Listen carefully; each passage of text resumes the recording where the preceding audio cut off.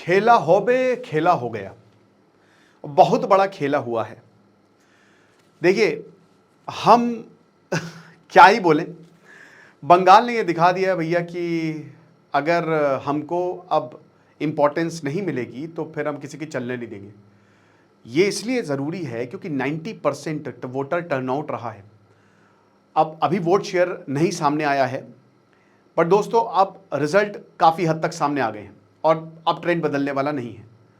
BJP 180 पार कर गई है। अभी हम सेफ खेलते हैं, मैं आपको बता देता हूं एक्चुअल में कि अभी सीट का बंटवारा किस तरीके से है। अभी बहुत जगह बीजेपी 188 और 90 के करीब जो है, हालांकि 84, 85, 86 ऐसे ही अभी ऊपर नीचे हो रहा है, टीएमसी दिख रही है।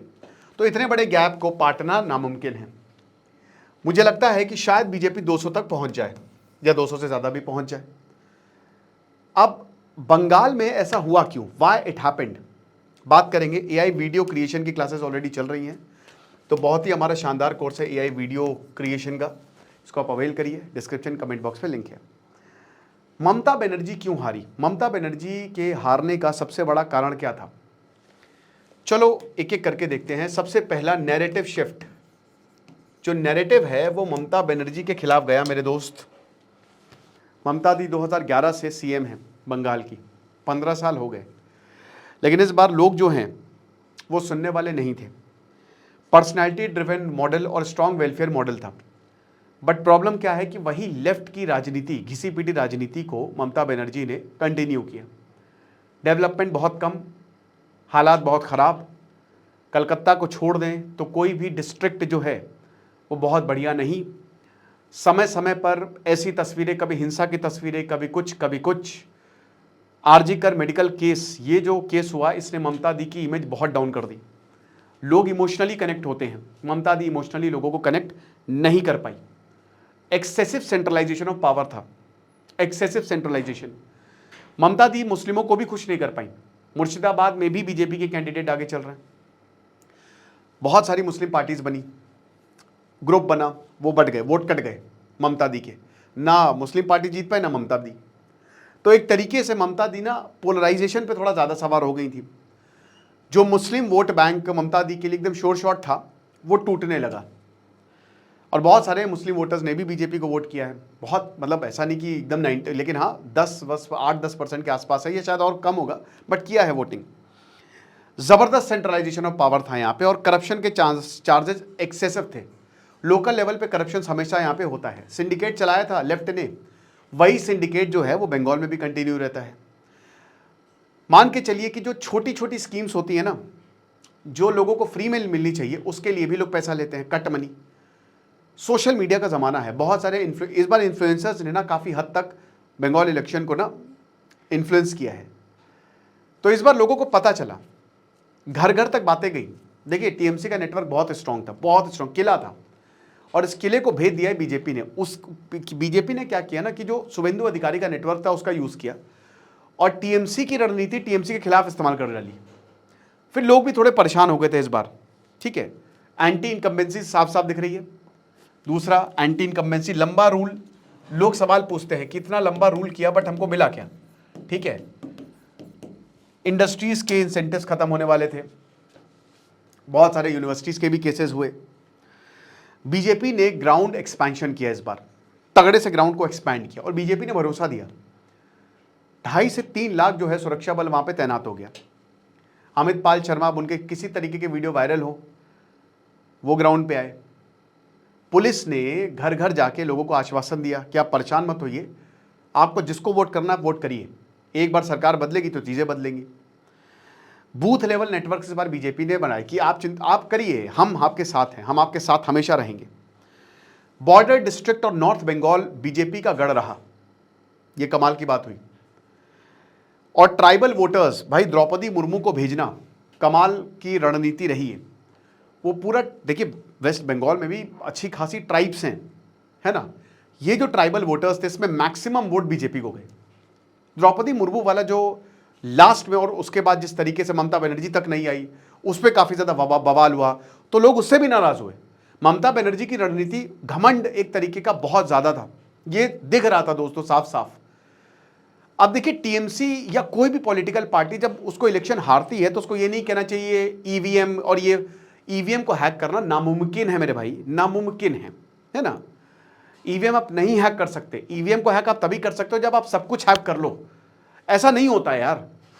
लोगों को समझना चाहिए, ग्राउंड रियलिटीज को समझना चाहिए कि ग्राउंड पे क्या चल रहा है, लोग हमारे साथ हैं कि नहीं। ममता बनर्जी अगर लोगों के साथ होती तो उनको वोट मिलते, लेकिन इस बार वो लोगों से थोड़ी सी दूर हो गई।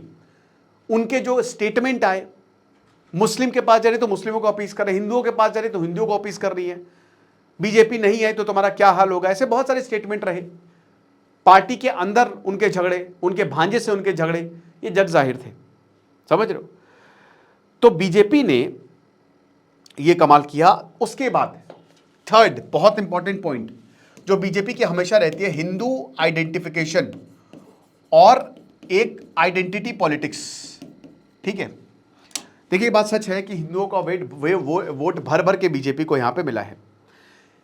राज्य में सारे हिंदू वोट्स मैक्सिमम 90% इस बार बीजेपी को गए और उन्होंने उसको कंसोलिडेट करने में वो कामयाब रहे। टीएमसी के पास माइनॉरिटी सपोर्ट था बट इतना बड़ा नहीं था। एसआईआर यहां पे हालांकि बहुत फर्क नहीं पड़ा, 7.5 करोड़ थे 6.5 करोड़ हैं। अगर आप वोटिंग के हिसाब से देख लो तो इस बार ज्यादा वोट पड़े हैं, लेकिन वो जो 91 लाख वोट कटे वो एक गेम चेंजर भी साबित हो सकते हैं हुए भी। तो जो स्ट्रॉन्ग माइनॉरिटी सपोर्ट था टीएमसी का वो टूटा। पोलराइज्ड वोटिंग पैटर्न इस बार देखने को मिला। माइनॉरिटी हेवी एरिया में तो जाहिर सी बात है टीएमसी स्ट्रांग रहेगी ही रहेगी। अर्बन पॉकेट्स भी, उसमें भी टीएमसी स्ट्रांग रहेगी, बट रूरल बेल्ट्स में इस बार बीजेपी ने कमाल कर दिया। गांव गांव में बीजेपी इस बार पेनिट्रेट कर गई। साइलेंट वोटर्स रहे बहुत जबरदस्त। और वेलफेयर वर्सेस डिलीवरी गैप, देखिए टीएमसी ने स्कीम्स निकाली, ये एक तरीके का फ्रीबी का कल्चर चल गया है, कन्याश्री, लक्ष्मी भंडार। लेकिन इशू क्या था, लीकेजेस थी। ये स्कीम जो टीएमसी ने निकाली वो अपने में ही फंस गई। सिंडिकेट कट मनी लेते हैं, मिलना था 1000 रुपए, मिल रहे 500 रुपए। लोगों का दिमाग खराब होने लगा। बाकी राज्यों में पूरी स्कीम का फायदा मिलता, हमको मिल नहीं रहा है। मिडिलमैन आधी सी चीजें ज्यादा खा जाते हैं। तो बेसिकली जो स्कीम निकाली ममता बनर्जी ने वो कन्वर्ट ही नहीं हो पाई, वो पूरी तरीके से उसका लाभ पहुंचा ही नहीं। लोग इसलिए भी गुस्सा हो गए और बीजेपी ने इसका जम के फायदा उठाया। बीजेपी ने इसने जबरदस्त पिच किया इस चीज को कि जो आपको चाहिए, जो आपको फ्री में मिलना चाहिए, उसके लिए भी आप पैसे दे रहा, वैसे ही गरीब और कंगाली में आटा गीला लो। नेशनल फैक्टर भी रहा। नरेंद्र मोदी खुद गए, झाल मुड़ी, उनका स्टेटमेंट है ना कि झाल मुड़ी, इस बार झाल किसी और को लग गई, करंट लग गया। तो जो नरेंद्र मोदी ने पर्सनल कनेक्ट किया, लोगों ने देखा पीएम आ रहे हैं, झाल मुड़ी वाला वायरल हो गया। घाट पे गए, लोगों से कनेक्ट किया। कैंपेन सीधा सीधा बीजेपी ने बोला कि हम आएंगे तो आपको डेवलपमेंट देंगे, सीधी बात, नो बकवास। स्ट्रॉन्ग लीडरशिप जो है हमारी रहेगी और नेशनल आइडेंटिटी को हम छोड़ेंगे नहीं। ये 3 चीजें बीजेपी ने पिच की लोगों को और लोगों के साथ कनेक्ट की। बीजेपी की इसमें देखिए मेन यहां लोगों का गुस्सा था ममता बनर्जी को लेकर, मेन चीज यही थी, समझ रहे हो। देन द मोस्ट इंपॉर्टेंट जो कैंडिडेट चुने ना बीजेपी ने वो बहुत बेहतरीन। इस बार जो सिलेक्शन था वो कमाल का रहा। डॉक्टर्स को यहां पे उतार दिया, ठीक है, अरूप रॉय वहां लड़ रहे हैं। मतलब एक तरीके से जो कैंडिडेट सिलेक्शन रहा, जिस तरीके का अखिलेश यादव का कैंडिडेट सिलेक्शन था ना यूपी में, जब लोकसभा इलेक्शन हुए तो यूपी में 35 के करीब सीटें यहां पे समाजवादी पार्टी को मिला, ठीक वैसे ही कैंडिडेट सिलेक्शन इस बार बीजेपी ने किया। शुवेंदु अधिकारी वर्सेस ममता बनर्जी नैरेटिव फैलाया गया। शुवेंदु अधिकारी एक तरफ जा रहे हैं, दूसरी तरफ टीएमसी के लोग चिल्ला रहे हैं, उधर शुवेंदु अधिकारी चिल्ला रहे हैं, ये हमको देखने को मिला। लोगों ने कनेक्ट किया इससे।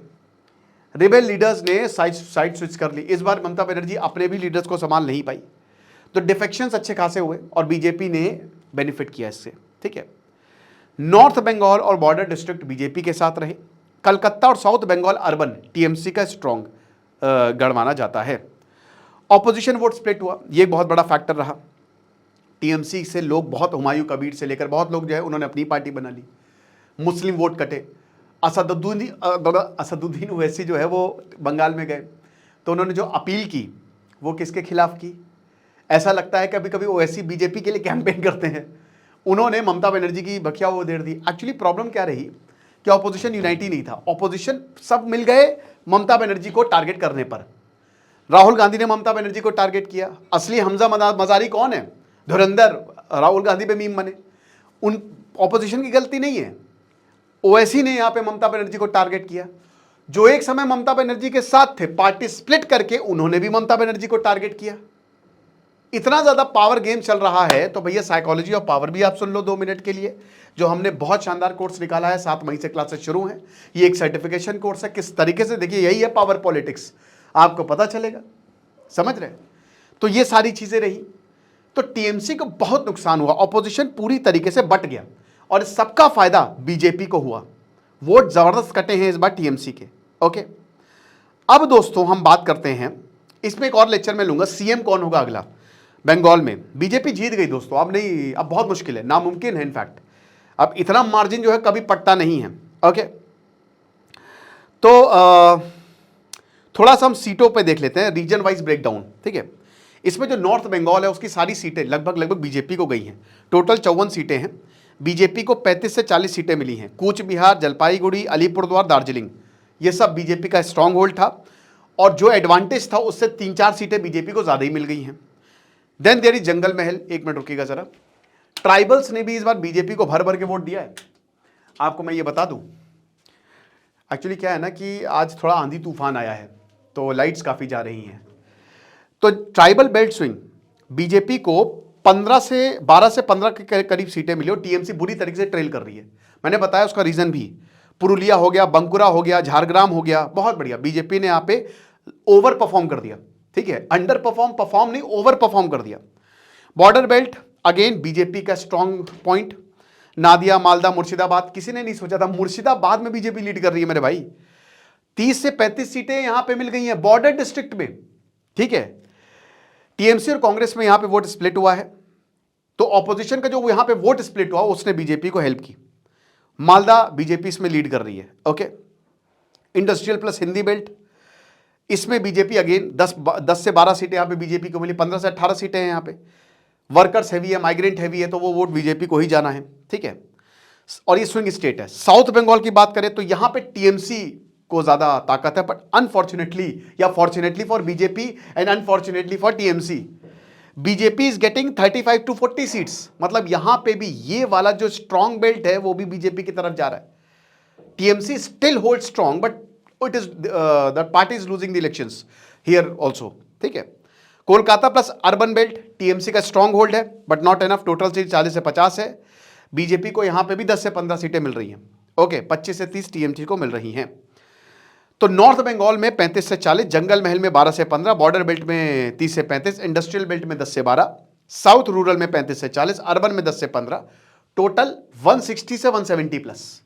और मुझे लगता है बीजेपी 200 तक जाएगी, हो सकता है 170 पर आराम से यहां पे बीजेपी ने क्रॉस कर लिया है मेजॉरिटी मार्क। और टीएमसी शायद 100 के नीचे ही रहे या 100 पार कर पाए, अब देखना पड़ेगा। ठीक है, एक और कुछ चीजें मैं और आपको बता देता हूं, है ना। साइलेंट वोटर शिफ्ट भी हुआ। साइलेंट वोटर शिफ्ट क्या होता है कि देखिए, वो एक इंसान जो होता है ना, आप उसके मन को नहीं पढ़ सकते। एग्जाम्पल के तौर पे, हाँ सर मैं आपको ही वोट करूंगा, अरे बिल्कुल बिल्कुल, लेकिन लास्ट मोमेंट पे वो क्या साजिश कर आपको नहीं पता। लास्ट मोमेंट पे उसकी उंगली सीधा बीजेपी के ऊपर चली जाए।